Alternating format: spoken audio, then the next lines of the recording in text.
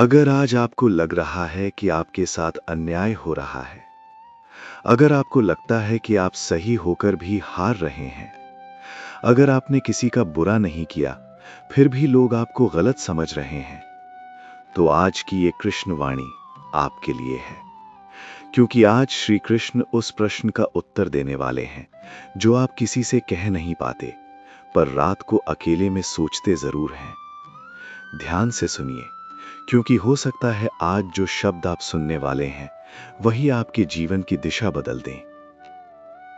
श्री कृष्ण कहते हैं, हे प्रिय आत्मा, जब जीवन तुम्हें ऐसा प्रतीत होने लगे कि तुम्हारे साथ अन्याय नहीं हो रहा, जब तुम्हारे प्रयासों का फल किसी और को मिलता दिखाई दे और तुम्हारी झोली में केवल प्रतीक्षा और पीड़ा आए, जब तुम ईमानदारी से चलो और फिर भी लोग तुम्हें गलत ठहरा दें, तब तुम्हारे भीतर एक मौन आक्रोश जन्म लेता है।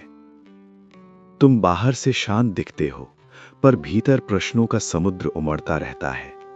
तुम सोचते हो कि क्या सच में इस संसार में सत्य और धर्म का कोई मूल्य है, या फिर सब कुछ केवल भाग्य और परिस्थिति का खेल है। परंतु सुनो, जीवन कभी अन्याय नहीं करता। जीवन केवल अधूरा दृश्य दिखाता है।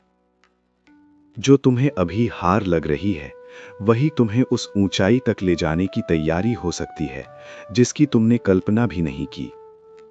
जिस प्रकार सोना अग्नि में तपे बिना आभूषण नहीं बनता, उसी प्रकार आत्मा परीक्षा के बिना प्रकाशित नहीं होती। तुम अभी तप रहे हो, और तपना विनाश नहीं होता, तपना निर्माण की प्रक्रिया है।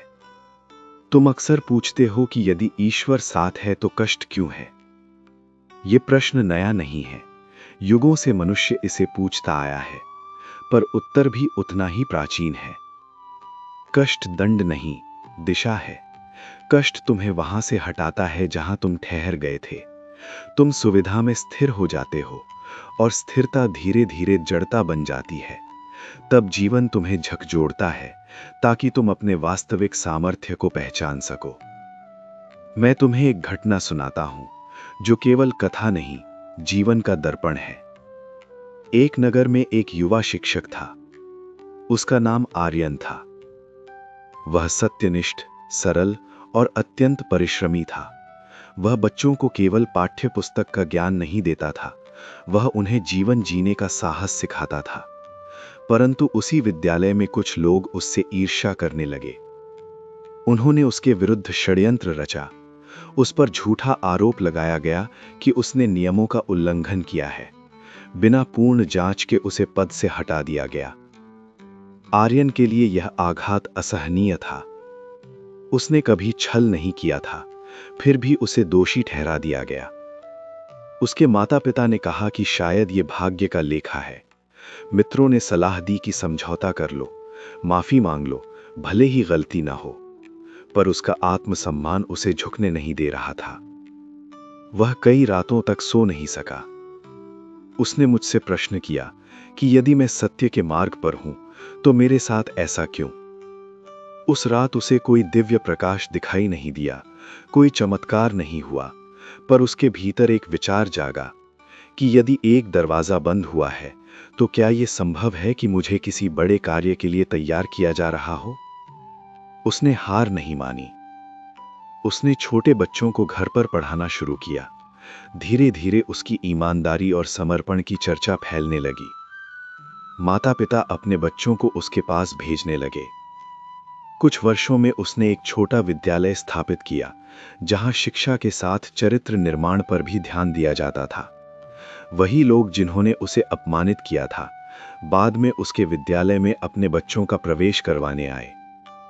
एक दिन पुराना प्रधानाचार्य उससे मिला और बोला, हमने तुम्हारे साथ अन्याय किया। आर्यन मुस्कुराया और बोला, यदि उस दिन आपने मुझे नहीं हटाया होता तो आज मैं यहां तक नहीं पहुंचता। हे प्रिय आत्मा, यही जीवन का रहस्य है। कभी कभी जो तुम्हें गिरा देता है वही तुम्हें ऊंचा उठाने का माध्यम बनता है। यदि तुम उस क्षण टूट जाओगे तो कहानी वहीं समाप्त हो जाएगी। यदि तुम टिक जाओगे तो वही घटना तुम्हारी शक्ति का स्रोत बन जाएगी। तुम्हारे जीवन में भी कुछ लोग होंगे जिन्होंने तुम्हें गलत समझा, जिन्होंने तुम्हारी नीयत पर संदेह किया, जिन्होंने तुम्हारी पीठ पीछे बातें की। तुम उन्हें बदल नहीं सकते, पर तुम अपने उत्तर को बदल सकते हो। प्रतिक्रिया क्रोध से दोगे तो तुम भी उसी स्तर पर उतर जाओगे। प्रतिक्रिया धैर्य से दोगे तो समय तुम्हारा पक्ष लेगा। याद रखो, सत्य को सिद्ध करने की जल्दी मत करो। समय सबसे बड़ा साक्षी है। यदि तुम्हारा मन शुद्ध है, तुम्हारा कर्म ईमानदार है, तो देर हो सकती है, पर परिणाम अवश्य आएगा, और जब आएगा तो स्थायी होगा।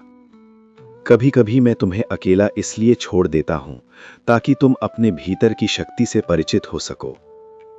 जब तक तुम दूसरों पर निर्भर रहते हो, तुम अपनी वास्तविक क्षमता नहीं पहचान पाते। अकेलापन दंड नहीं है, वह आत्म खोज का द्वार है। जब तुम मौन में बैठते हो, तब तुम्हें अपनी आत्मा की आवाज सुनाई देती है। वही आवाज तुम्हें दिशा देती है। तुम सोचते हो कि लोग तुम्हें भूल गए, परंतु जो कर्म तुम कर रहे हो वह इस सृष्टि की स्मृति में दर्ज हो रहा है। कोई भी प्रयास व्यर्थ नहीं जाता। जो आज नहीं दिख रहा वह कल परिणाम बनकर सामने आएगा। धैर्य वह पुल है जो वर्तमान संघर्ष को भविष्य की सफलता से जोड़ता है। और अब मैं तुम्हें एक और गहरी बात बताता हूं। तुम्हें जीवन में दो प्रकार की जीत मिलती है। एक वह जो संसार देखता है, धन, पद, प्रतिष्ठा। दूसरी वह जो केवल आत्मा जानती है, संतोष, आत्मसम्मान और शांति। यदि तुम्हें पहली मिल जाए पर दूसरी खो जाए तो वह वास्तविक जीत नहीं है। पर यदि तुमने दूसरी पाली तो पहली देर सवेर स्वयं चली आएगी। इसलिए जब तुम्हें अन्याय लगे तो अपने भीतर झांको। पूछो कि क्या मैं अपने धर्म पर हूं? यदि उत्तर हां है तो विडर होकर आगे बढ़ो। यदि कहीं गलती है तो उसे सुधारो, पर स्वयं को मत त्यागो। स्वयं से विश्वास मत खो। तुम्हारी कहानी अभी अधूरी है। जो पृष्ठ तुम पढ़ रहे हो वह कठिन हो सकता है, पर अंतिम अध्याय उज्जवल होगा। और जब तुम उस दिन पीछे मुड़कर देखोगे तो समझोगे कि हर आंसू, हर अपमान, हर प्रतीक्षा तुम्हें मजबूत बनाने के लिए थी। मैं तुम्हारे साथ हूं। जब तुम रोते हो तो तुम्हारी हर आह मुझ तक पहुंचती है। जब तुम संघर्ष करते हो तो मैं तुम्हारे भीतर साहस बनकर खड़ा होता हूं। जब तुम थक जाते हो तो मैं तुम्हें थोड़ी और शक्ति देता हूं, भले ही तुम्हें उसका एहसास ना हो। बस एक बात याद रखो, टूटना मत। झुकना पड़ जाए तो झुको, पर बिखरना मत। प्रतीक्षा लंबी हो जाए तो धैर्य रखो, पर विश्वास मत छोड़ो।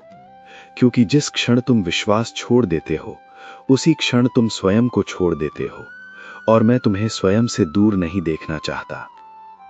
समय बदलता है, परिस्थिति बदलती है, लोग बदलते हैं, पर सत्य और धैर्य कभी व्यर्थ नहीं जाते।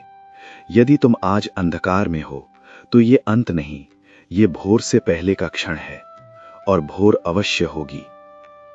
अब उठो, अपने आंसू पोंछो, एक गहरी सांस लो और स्वयं से कहो, मैं हारने के लिए नहीं बना हूं, मैं टूटने के लिए नहीं बना हूं।